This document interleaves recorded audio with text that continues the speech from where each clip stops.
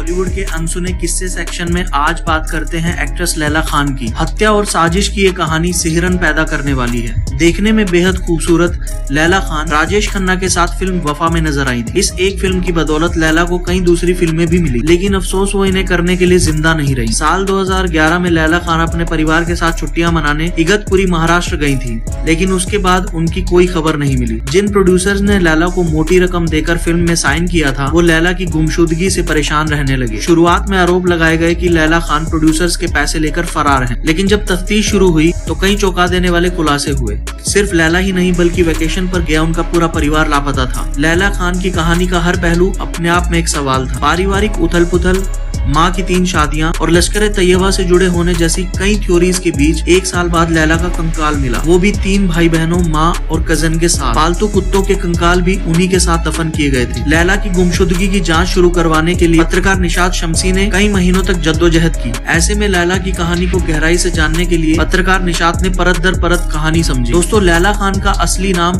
रेशमा पटेल था। उनका जन्म 1978 में मुंबई में हुआ था। हालांकि जन्म की असल तारीख क्या है, इस बात का जिक्र कहीं नहीं मिलता। पुलिस ने जांच में लैला को पाकिस्तानी करार दिया था। हालांकि ये बात बेबुनियाद है। लैला खान की मां का नाम अथिया पटेल था। हालांकि हर कोई उन्हें सेलिना नाम से बुलाता था। उन्होंने सबसे पहले नादिर पटेल से शादी की, जिससे उन्हें 4 बच्चे हुए। 4 भाई बहनों में लैला खान की एक बड़ी बहन और 2 जुड़वा छोटे भाई बहन थे। लैला का हमेशा से ही ग्लैमर वर्ल्ड की तरफ झुकाव रहा। यही वजह थी कि वो मॉडलिंग करने लगी। लंबे संघर्ष के बाद लैला खान को 2002 की big budget Kannada film makeup में काम मिला। 30 नवंबर 2002 को रिलीज हुई फिल्म को क्रिटिक्स की तो सराहना मिली, लेकिन फिल्म बॉक्स ऑफिस पर बुरी तरह पिट गई। इस फिल्म से मेकर्स को 75 लाख रुपए का नुकसान हुआ था। पहली फिल्म फ्लॉप होने का गम और दूसरी तरफ मां सेलेना ने पिता नादिर को तलाक दे दिया। नादिर सीधे साधे व्यक्ति थे। उन्होंने सेलेना से अलग होने के बाद दूसरी शादी कर ली। वहीं सेलेना ने 4 बच्चों को अपने ही साथ रखा और मीरा रोड में रहने वाले आसिफ से दूसरी शादी कर ली।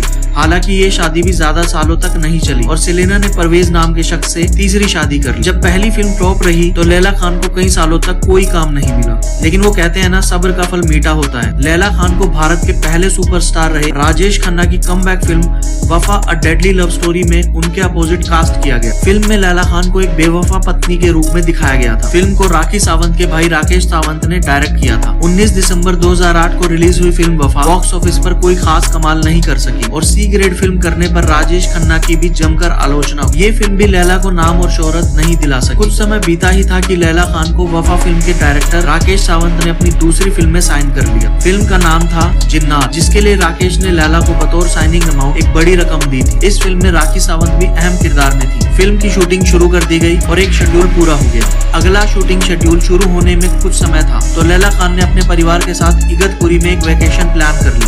30 जनवरी 2011 को लैला खान अपनी मां सेलेना, बड़ी बहन हाशिमा, जुड़वा भाई बहन इमरान, जारा और एक कजन रेशमा के साथ इगतपुरी के फार्म हाउस के लिए निकली थी। इस वेकेशन में लैला अपने पालतू कुत्तों को भी ले गई थी। पूरा परिवार मुंबई से 126 किलोमीटर के सफर पर 3 कारों से गया था। करीब 9 दिन ही बीते थे। 9 फरवरी 2011 को सेलेना के पास उनकी बहन अल्बाना पटेल का कॉल आया। जब अल्बाना ने पूछा वो कहाँ है, तो सेलेना ने जवाब दिया कि वो अपने तीसरे पति परवेज टाक के साथ चंडीगढ़ में है। सेलेना ने झूठ कहा था क्योंकि वो उस समय इगतपुरी में थी। ये वो आखिरी दिन था जब किसी शख्स की छुट्टी पर गए परिवार से कोई पूरी बात हुई। कुछ दिन बीते और फिल्म जिन्नात के दूसरे शेड्यूल की तारीखें नजदीक आने लगी। जब फिल्म मेकर्स ने लैला से संपर्क करने की कोशिश की तो उनका नंबर बंद मिला।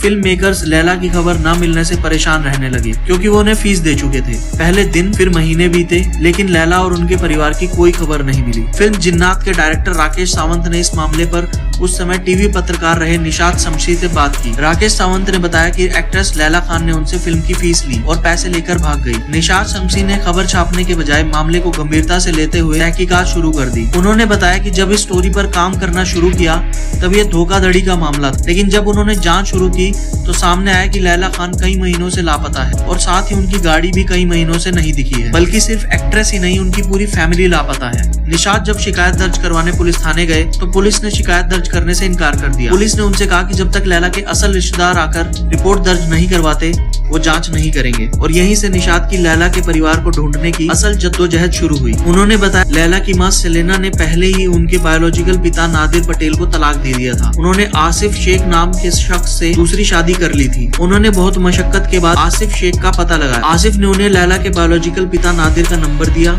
जब उन्होंने उन्हें कॉल किया तो पता चला कि वो अफ्रीका के इथोपिया में नौकरी करते हैं। आर्थिक तंगी के चलते शुरुआत में नादिर ने भारत आने से साफ इनकार कर दिया। ऐसे में निशात ने उन्हें 11,000 रुपए देकर भारत आने का इंतजाम किया। आगे निशात बताते हैं कि ये सब करते करते 4 महीने बीत चुके थे। नादिर के साथ जाकर उन्होंने लैला और उनके परिवार की गुमशुदगी की रिपोर्ट दर्ज करवाई। इसी दौरान की तहकीकात से उन्हें पता चला कि लैला की मां सेलेना ने दूसरे पति आसिफ शेख को भी तलाक दे दिया था और किसी तीसरे शख्स से शादी कर ली थी। हालांकि वो शख्स कौन है इसकी किसी को कोई जानकारी नहीं थी। पुलिस में शिकायत दर्ज होने के बावजूद मुंबई पुलिस ने मामले की जांच शुरू नहीं की। निशात ने इस बारे में बताया कि मुंबई पुलिस ने ये कहते हुए मामले को टाल दिया कि एक्ट्रेस लैला खान पाकिस्तानी है। उस समय पाकिस्तानी एक्ट्रेस वीणा मलिक भी बिग बॉस में आई थी और मिस्टीरियस तरीके से 3-4 दिन के लिए लापता हो गई थी। पुलिस वालों ने मीडिया को भी यही कहानी बताई कि लैला खान पाकिस्तानी है। काफी समय तक इंटरनेट पर भी उनकी बर्थ प्लेस की जगह पाकिस्तान लिखा गया था। इस बात पर लैला के पिता नादिर ने काफी हंगामा मचा दिया। मामले में पुलिस की लापरवाही देखते हुए 17 जुलाई 2012 को लैला खान के पिता नादिर ने बॉम्बे हाई कोर्ट में पिटीशन दायर कर मामला NIA को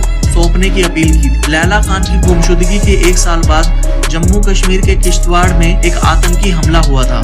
जांच में आतंकी हमले की लोकेशन के पास लैला खान की कार मिली थी। उस हमले की जिम्मेदारी लश्कर-ए-तोयबा ने ली थी। मीडिया में खबर फैली कि लैला खान और उनकी मां सेलेना लश्कर-ए-तैयबा के साथ मिलकर काम कर रही हैं। आतंकी हमले के मामले में 21 जून 2012 को परवेज इकबाल टाक की गिरफ्तारी हुई। वही परवेज टाक जिनसे लैला खान की मां सेलेना ने तीसरी शादी की थी। परवेज की गिरफ्तारी लैला खान की गुमशुदगी के मामले में अहम कड़ी साबित हुई। परवेज टाक वो इकलौता शख्स था जिसे आखिरी बार लैला के परिवार के साथ इगतपुरी में देखा गया था। ऐसे में शक सीधा उस पर था। परवेज टाक ने मुंबई पुलिस को दिए बयान में हैरान कर देने वाले खुलासे किए। उसने कहा कि लैला और उसके परिवार की फरवरी 2011 में गोली मारकर हत्या कर दी गई थी। गुमशुदगी का मामला अब हत्या के मामले में तब्दील हो गया। इस बयान के अगले ही दिन परवेज टाक मुकर गया। उसने कहा कि लैला खान और उनका परिवार जिंदा है। इस पर मामले की किडनैपिंग के एंगल से जांच करने के लिए पुलिस परवेज टाक को लेकर मुंबई आई। क्राइम ब्रांच की सख्ती पर परवेज टाक ने तीसरी बार अपना बयान बदल लिया, लेकिन इस बार उसने जो बताया वो हैरान कर देने वाला था। लैला खान के सौतेले पिता परवेज टाक ने इकबाले जुर्म कर बताया कि वो लैला की मां सेलेना की हत्या करना चाहता था। सेलेना उनके साथ नौकरों जैसा सलूक करती थी और उनके दूसरे मर्दों से संबंध थे। अपनी बेइज्जती का बदला लेने के लिए परवेज ने अपने दोस्त साजिद के साथ हत्या की साजिश रची। वो दुबई जाने वाला था। ऐसे में मौका देखकर उसने लैला की मां से कहा कि वो दुबई जाने से पहले परिवार के साथ वेकेशन पर इगतपुरी जाना चाहता है। लैला और उनके परिवार के इगतपुरी पहुंचने से पहले ही परवेज टाक अपने दोस्त को बुला चुका था। एक दिन मौका पाते ही उसने दोस्त साजिद को फार्म हाउस पर बुला लिया। एक बहस के बाद साजिद ने सेलेना के हाथ पकड़े और परवेज टाक ने रॉड से उन पर हमला कर दिया। जिस वक्त सेलेना की हत्या की जा रही थी, ठीक उसी वक्त लैला खान वहां पहुंच गई। साजिद और परवेज ने लैला की भी हत्या कर दी।